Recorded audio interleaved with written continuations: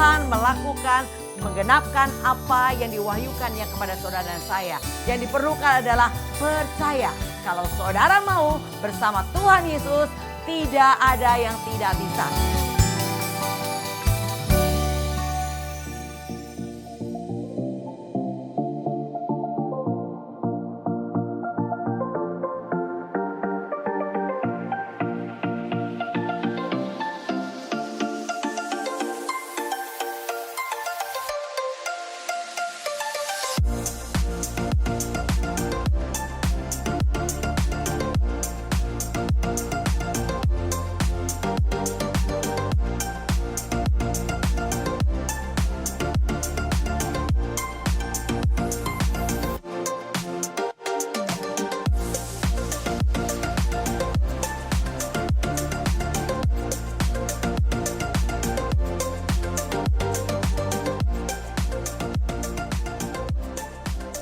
Shalom sahabat Probos, salam jumpa kembali bersama GOB Generation of Breakthrough.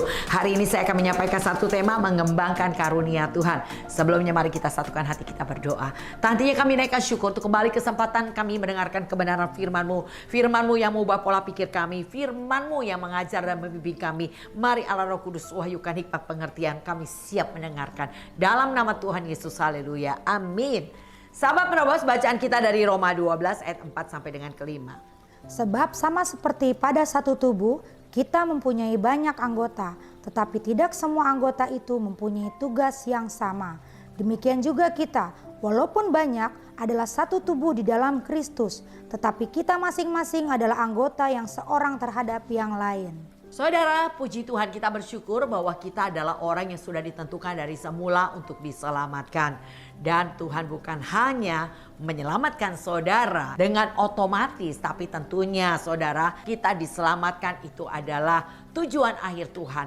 Tetapi kita harus diproses, dibentuk sedemikian rupa. Karena kita adalah orang-orang duniawi. Sekian lama hidup dengan cara duniawi. Untuk beralih menjadi manusia rohani, tentunya harus melalui beberapa proses sampai kita disempurnakan dalam ketekunan.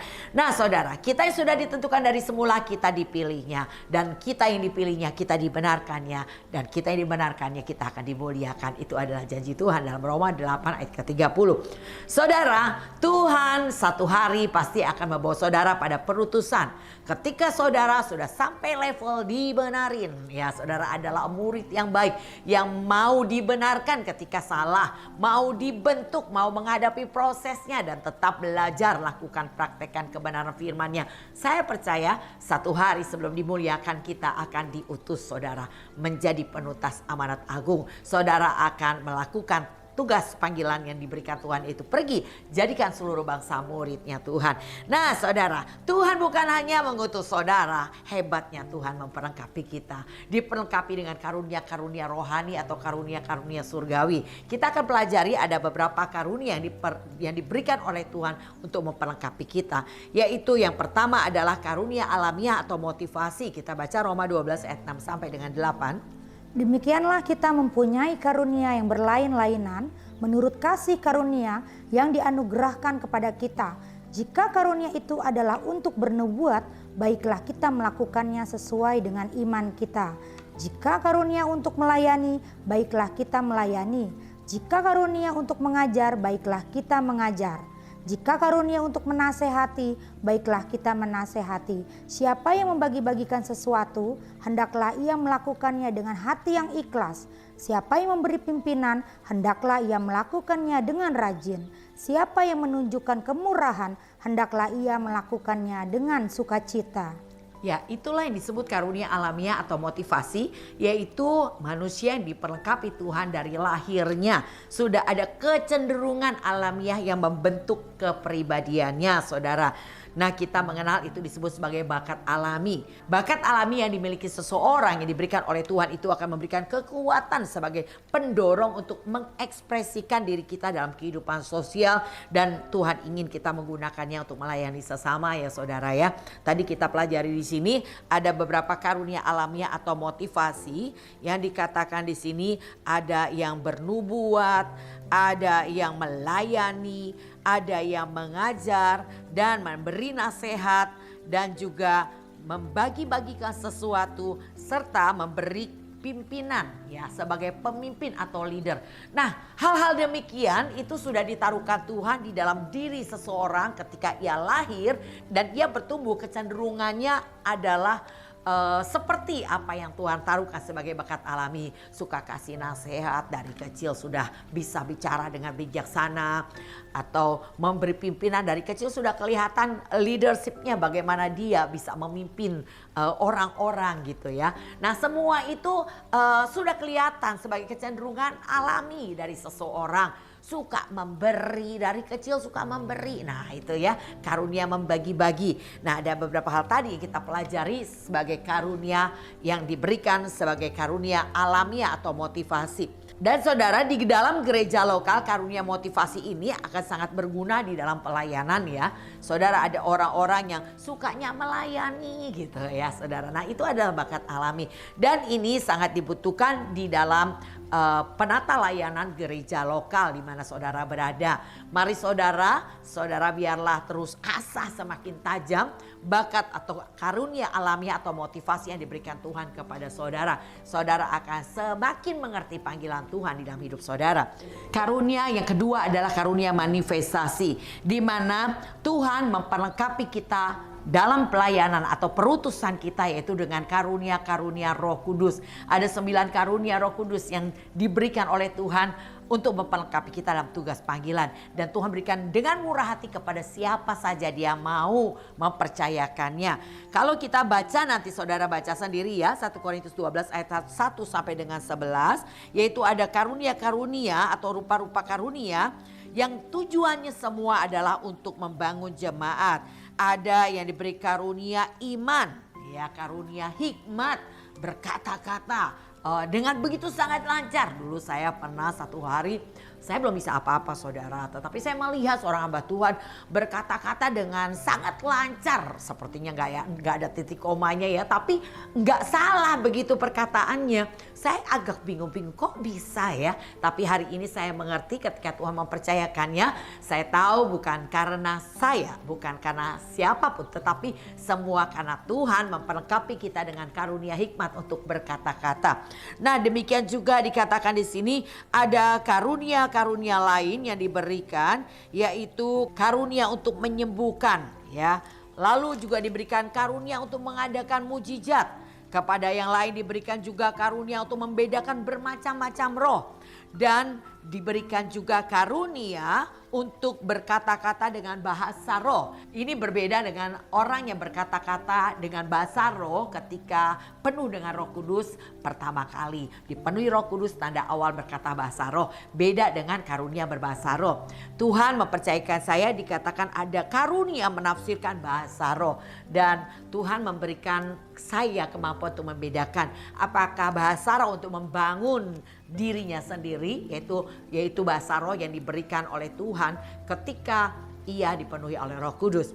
Dan ada bahasa roh yang merupakan karunia, dan itu bisa dibedakan saudara. Dan saya sebelumnya juga agak meragukan apakah benar ini Tuhan atau bukan ketika Tuhan mempercayakan karunia berbahasa roh.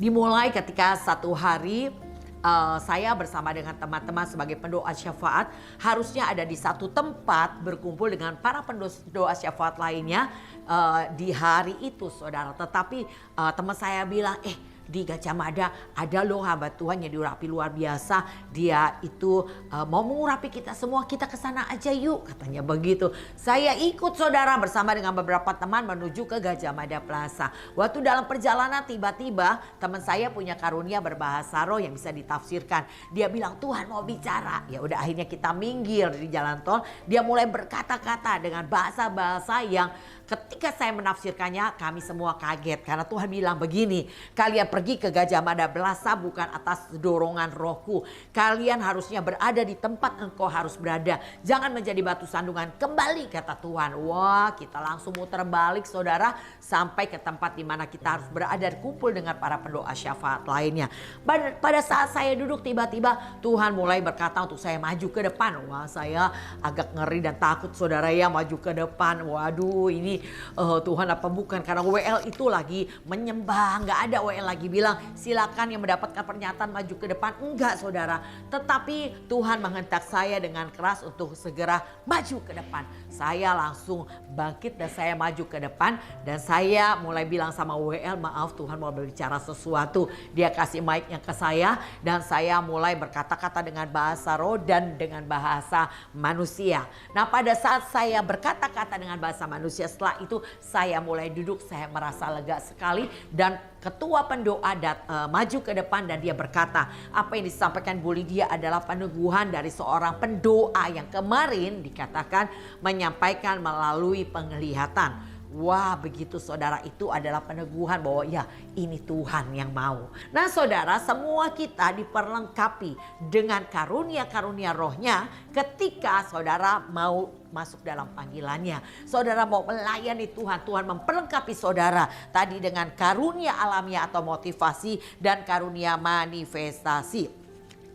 Jadi saudara, karunia Roh Kudus itu adalah kemampuan ilahi yang diberikan oleh Roh Kudus menurut kehendaknya dan diberikan kepada orang percaya untuk kepentingan bersama dalam membangun tubuh Kristus. Jadi karunia-karunia Roh Kudus ini bukan sesuatu yang wajar atau dapat dipelajari ya saudara ya, bukan karena alamiah tapi merupakan manifestasi atau wahyu ilahi.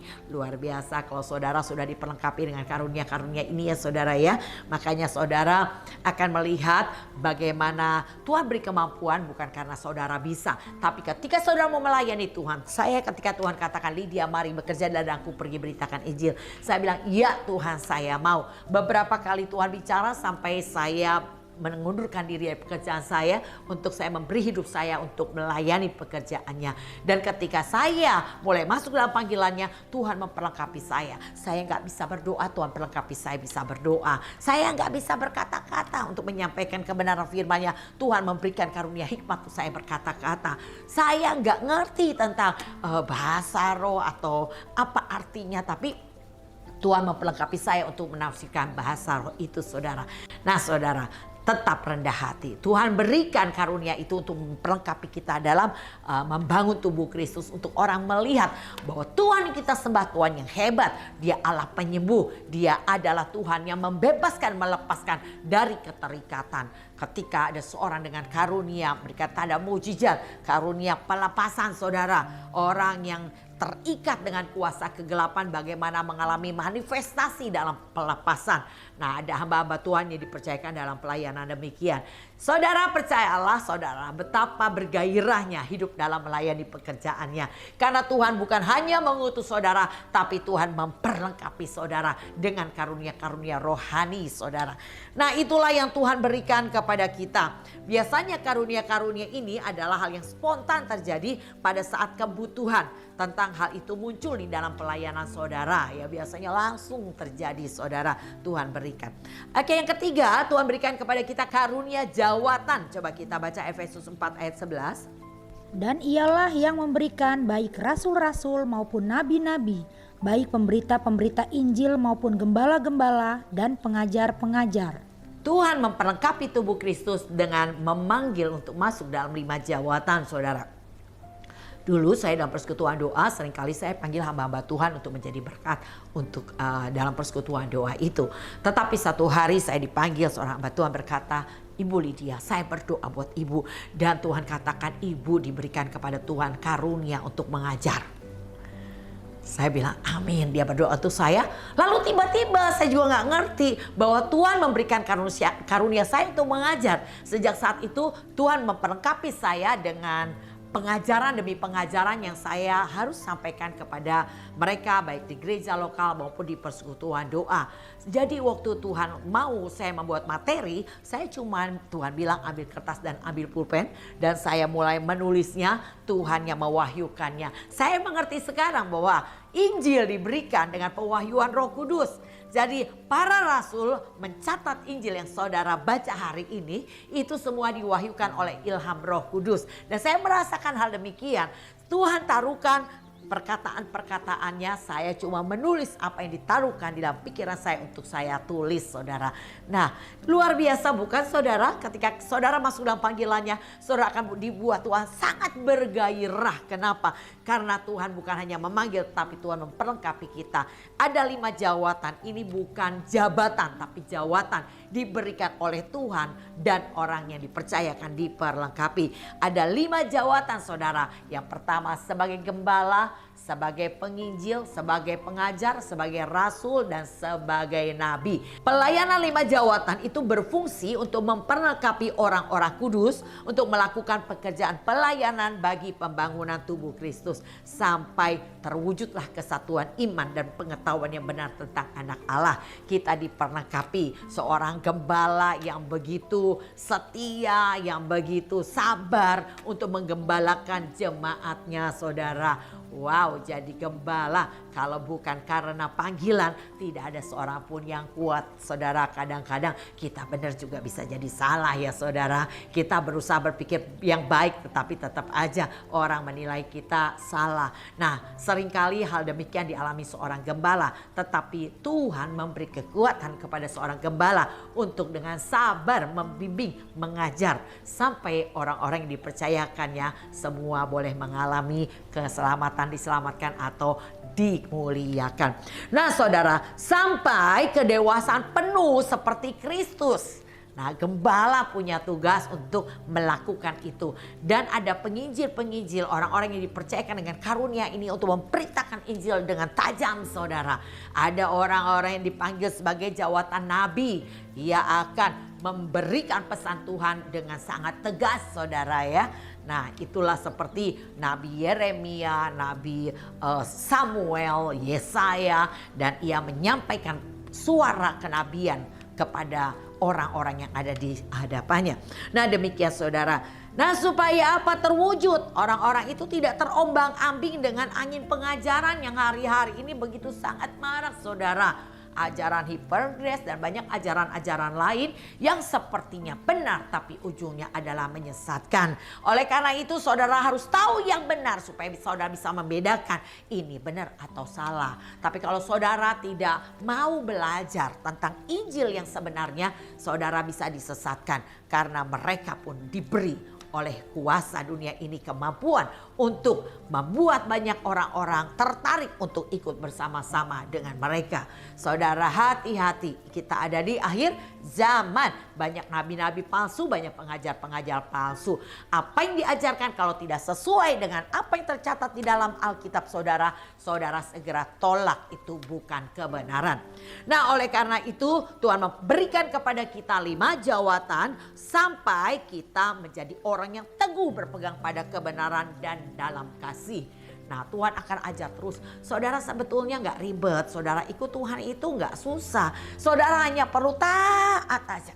Di mana engkau ditanam Tuhan, kau harus belajar menjadi penurut-penurut Allah seperti anak yang kekasih. Engkau harus hadapi setiap proses-proses kehidupanmu dengan matamu yang tertuju kepada Tuhan.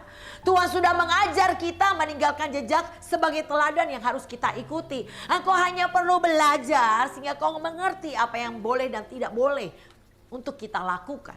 Nah, ketika saudara adalah orangnya, seorang murid yang excellent, yang tidak pernah bolos, selalu rajin mencatat, membaca, mengulang kembali, merenungkannya, dan mempraktekkannya di setiap kesempatan, saya percaya saudara pasti bertumbuh di dalam Tuhan.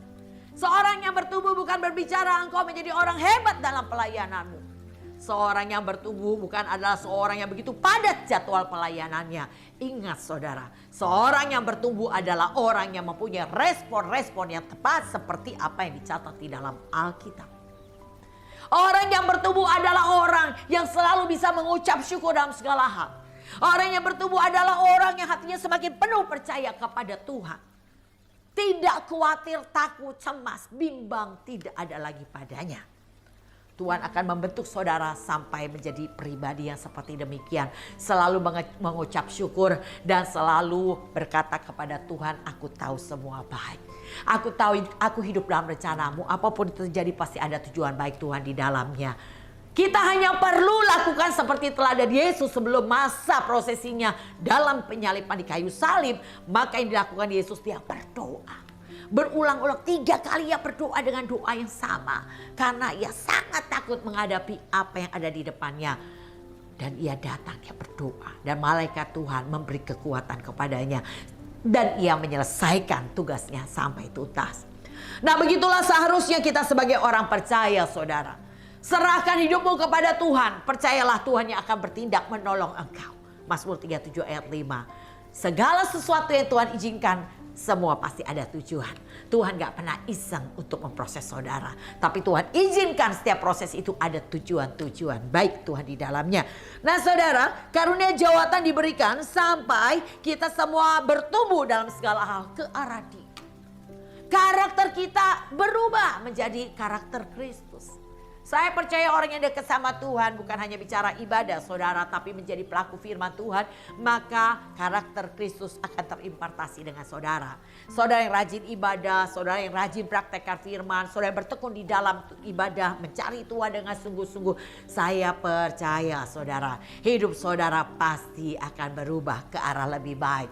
Hari lepas hari engkau akan dibuat semakin bijaksana. Hari lepas hari engkau akan menjadi seorang yang semakin bisa mengucap syukur. Seorang yang semakin sukacita dalam menghadapi segala hal. Nah saudara pasti akan dibawa Tuhan naik tidak turun. Dan diangkat menjadi kepala tidak menjadi ekor. Tuhan akan percayakan perkara kecil ketika engkau bisa dipercaya. Tuhan akan percayakan perkara yang lebih besar lagi. Barang siapa dapat dipercaya tanggung jawab yang kecil, Tuhan akan percayakan tanggung jawab yang lebih besar lagi. Betapa luar biasa asal cuma satu kata saudara belajar lakukan. Taat atau nurut-nurut saja. Amin. Jangan berbantah-bantah, jangan bersandar pada pikiran sendiri, udah nurut. Dimana kau ditempatkan Tuhan dalam gereja lokalmu atau dalam komunitas rohani, percayakanlah hidupmu kepada pemimpinmu ya. Karena pemimpin pasti diurapi Tuhan. Mereka akan berbicara seperti apa yang Tuhan mau untuk kita lakukan. Nah saudara, semua itu diberikan Tuhan, yaitu karunia jawatan sampai semua tubuh Kristus kita rapi, tersusun dan diikat menjadi satu oleh pelayanan semua bagian. Dan kita menerima pertumbuhan dan membangun diri di dalam kasih.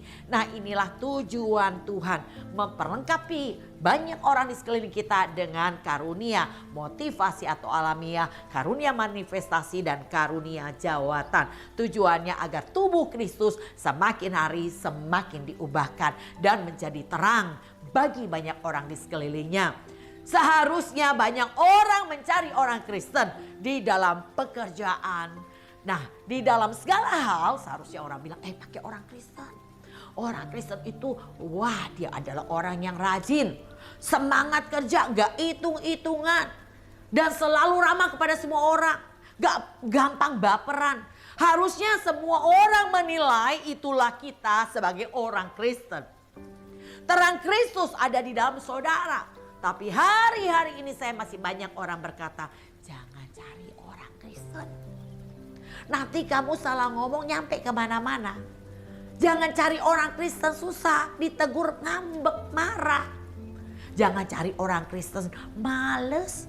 Wah saudara, berarti kita bukan memuliakan Tuhan hidup kita. Tapi hidup kita sedang mempermalukan Tuhan. Halo saudara, sebagai orang percaya sadar. Bangkit jadi teranglah saudara. Ini yang Tuhan mau. Biarlah banyak orang cari saudara. Kenapa? Karena saudara sebagai orang Kristen menunjukkan karakter Kristus. Gak perlu disuruh kerja dengan excellent saudara. Seperti apa yang kita tahu tentang Daniel. Daniel dikatakan ia tidak ditemukan kesalahan dalam pekerjaannya. Ia tidak pernah lalai. Dan bahkan dikatakan raja berkata ia lebih dari para pejabat-pejabat lainnya. Dan raja berniat untuk promosikan Daniel. Kenapa? Ternyata dikatakan di sana karena Daniel setia. Wow saudara. Dia setia berdoa kepada Tuhannya. Ia setia di dalam pekerjaannya. Dan Tuhan membuat Daniel dikatakan menjadi orang yang excellent. Tidak ada kelalaian dan kesalahan dalam apapun yang dikerjakannya. Saudara tahu bicara tentang Yusuf, bagaimana Potifar mempercayakan banyak hal kepada Yusuf. Kenapa? Karena Yusuf adalah juga orang yang beribadah kepada Tuhan. Dia selalu melakukan apa yang baik. Dia nggak hitung-hitungan, dia bekerja dengan excellence sehingga Potifar mempercayakan semua yang ada padanya kecuali istrinya tentunya. Nah saudara, begitulah seharusnya kita sebagai orang Kristen. Gak perlu disuruh, saudara sudah tahu tugas tanggung jawabnya. Berikan lebih dari apa yang biasa orang lain lakukan. Kerjakan lebih lagi saudara. Saya berkomitmen untuk ikut di dalam menara doa BPP setiap hari Selasa dan Jumat dari rayon kami. Walaupun saya nggak tugas, saya memberi diri saya untuk membantu share screen untuk lagu-lagu yang dinyanyikan saudara. Ketika yang bertugas tidak menyiapkan untuk itu, saya minta jadikan co-host untuk saya melakukannya. Walaupun itu bukan tugas saya, tapi saya mau melakukan sesuatu, saudara. Nah, mari saudara belajar lakukan perlengkapi tubuh Kristus, saudara, dengan talenta dan karunia yang Tuhan berikan dan percayakan kepada saudara. Dan biarlah engkau menjadi orang yang dapat dipercaya, sehingga Tuhan akan mempercayakan lebih dan lebih lagi. Engkau akan menjangkau yang Tuhan katakan tidak cukup kau hanya menjadi hambaku, tapi aku mau jadikan engkau terang bagi bangsa-bangsa. Tuhan akan percayakan lebih dan lebih lagi kepada saudara, sampai kau diutus sampai ke bangsa-bangsa. Amin. Yang penting sebagai orang Kristen jangan pasif saudara.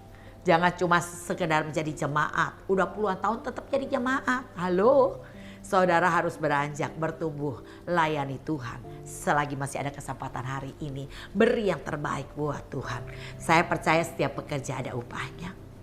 Lakukan tugas pelayananmu sesuai dengan panggilanmu. Dan saya percaya Tuhan gak pernah biarkan saudara berjalan sendiri. Tuhan akan memperlengkapi engkau dengan segala talenta, karunia dan kemampuan. Sehingga engkau melayani dan kau tahu ternyata melayani Tuhan gak sesulit yang kita bayangkan saudara. Saya merasakan hal demikian. Bayangkan saudara setiap hari harus menyediakan materi untuk pelayanan di setiap persekutuan doa dari Senin sampai dengan hari Jumat. Pemuritan dan banyak hal lainnya. Rasanya gak mungkin banget ya. Tetapi yang saya melihat, saya cuma beri diri saya, Tuhan saya mau pakai saya. Ketika saya mengatakan demikian, maka Tuhan selalu menaruhkan perkataannya di dalam perkataan saya. Bukan saya sama dengan para murid lainnya. Saya belajar, saya mendengar apa yang disampaikan oleh mulut saya. Itu adalah pengajaran yang saya percaya Tuhan yang menaruhkannya. Sehingga itu membangun kita tubuh Kristus semakin mengenal jalan Tuhan. Karena setiap mereka yang datang mencari Tuhan, Tuhan katakan dia akan mengajar kita, menuntun, membimbing kita. Dia akan membuat kita hari lepas hari semakin mengenal pribadinya lebih lagi. Tuhan membuat kita mengenal dia bukan hanya dalam teori-teori yang kau dapatkan dalam setiap ibadah. Tapi dalam setiap kesulitanmu, dalam setiap goncangan yang kau hadapi, dalam setiap masalahmu, di situ ada Tuhan. Dia akan perkenalkan dirinya sebagai Jehovah Jireh ketika engkau dalam kekurangan. Dia akan membuktikan dirinya sebagai Jehovah Rafa, Allah penyembuh ketika engkau dalam keadaan sakit. Tuhan akan membuktikan dirinya Allah sumber damai sejahtera ketika engkau dimaki, dihina, dianiaya, direndahkan. Kau datang kepada Tuhan dan kau akan terima damai yang melampaui akal pikiran. Oleh karena itu kenali Tuhan dalam prosesmu. Jangan pernah lari dari proses. Engkau tidak akan pernah bertumbuh. Engkau tidak akan pernah mengenal jalan Tuhan ketika engkau selalu lari dari prosesmu. Bertahan. Tetap bertekun dan setia. Itu yang akan menyempurnakan hidupmu. Tuhan Yesus memberkati saudara. Kita bersyukur untuk panggilan Tuhan dalam hidup saudara dan saya. Jadilah seorang Kristen yang aktif, bukan hanya pasif. Saya akan berdoa buat sahabat Probos. Mari angkat tanganmu. Terima kasih Bapak, nantinya kami naikkan syukur untuk apa yang sudah kami terima, pengajaran yang Tuhan berikan, bahwa Tuhan bukan hanya mengutus kami, tapi Tuhan memperlengkapi kami dengan karunia alamiah atau motivasi, karunia manifestasi dan karunia jawabatan. Ini kami siap dibekali dan diperlengkapi dan diutus untuk menjadi penuntas amanat agung. Terima kasih Tuhan untuk impartasi Tuhan berikan dalam nama Tuhan Yesus kami terima. Haleluya. Amin. Demikian sahabat Probos, biarlah program kami menjadi program yang sahabat Probos nantikan. Nanti diri saudara menjadi para penerobos yang tidak terhentikan. Walaupun yang kita lihat mengecewakan, kita dengar menyakitkan, kita hadapi menakutkan, maju terus. Selesaikan tugas panggilanmu sampai tuntas. Tuhan Yesus memberkati. Salam COB.